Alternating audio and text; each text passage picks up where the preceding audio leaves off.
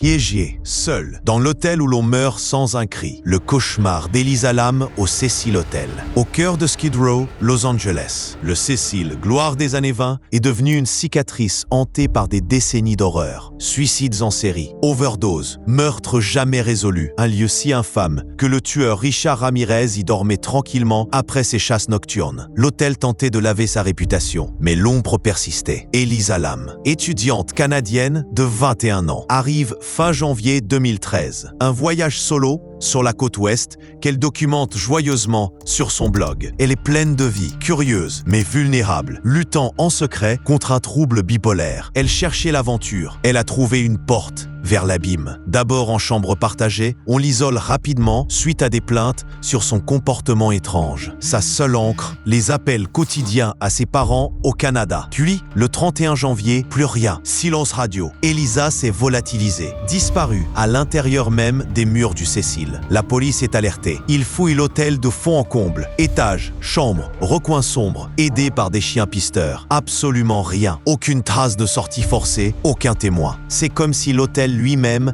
l'avait dévoré. L'angoisse monte. Après des jours sans piste, l'enquête révèle cette vidéo de surveillance d'ascenseur. 4 minutes de pure angoisse. Elisa semble en proie à une terreur panique, se cachant, gesticulant vers une menace invisible, appuyant frénétiquement sur tous les boutons comme piégée. Que croyaient les enquêteurs en voyant ça? Dites-le-moi en com. Pendant 19 longs jours après sa disparition, la vie continue à l'hôtel, mais l'eau des robinets change. Pression faible, couleur trouble, puis brunâtre. Un goût et une odeur abominables, métalliques, sucré, de plus en plus putride. Les plaintes des clients passent de l'agacement à la révulsion. La seule explication possible, les citernes d'eau sur le toit. Un accès normalement verrouillé, parfois même sécurisé par une alarme. Un employé de maintenance doit forcer le passage pour monter vérifier. L'air est lourd de présages. L'inimaginable l'attend. Dans l'une des 4 immenses citernes, dont le lourd couvercle métallique est refermé, flotte le corps nu d'Elisa.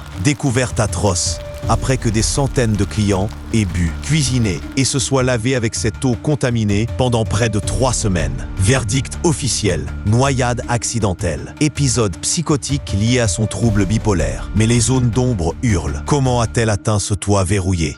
Comment a-t-elle pu soulever seule cette trappe pesant plus de 20 kilos et la refermer? Pourquoi était-elle nue? Le Cecil Hotel, aujourd'hui rénové sous un autre nom, ne peut effacer cette cicatrice. Simple et tragique accident ou l'écho d'une présence malveillante qui hante ses murs. Partagez votre théorie en commentaire et abonnez-vous pour ne rien rater des histoires les plus sombres.